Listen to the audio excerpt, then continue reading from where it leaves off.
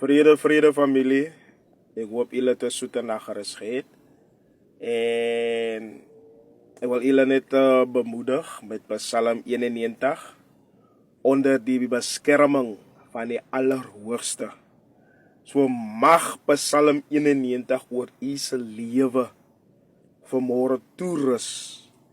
Teen elke aanvalle, finansiëel, werkloosheid en al hierdie dinge wat inkomste bring, wat die vyand so beveg.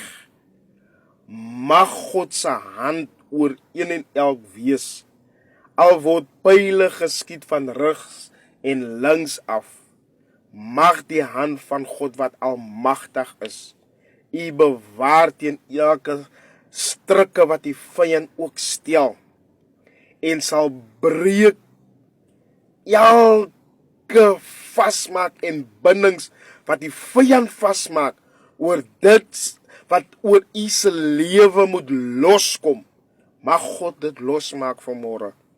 En dit wat u al lankal gevra het, partykeer moes die ding al lankal losgekom het, maar die vyand wil jou moedeloos maak, en hy maak dit vas, en is mense wat dit vasmaak, en die duiwel gebruik mense, om jou laat jy nie moet vorentoe gaan in die lewe nie, maar mag God sy hand dit verbreek, want hy sê ek sal vir jou koperdeure breek, so mag God vanmôre koperdeure vir u breek, en 'n uitkoms gee, en waar u ge-apply het vir 'n werk, mag u 'n antwoord kry, en mag u goeie nuus kry, uit die hand van die Here uit, en dank God, as die Here vir u uitgekom het, en vergeet nie die Here, wanneer dit goed gaan nie, en, soos ek sê, pile word geskiet, maar die hand van die Here is oor u en elk, so mag die Here saam met een en elk wees, en mag u julle lieflike dag hê,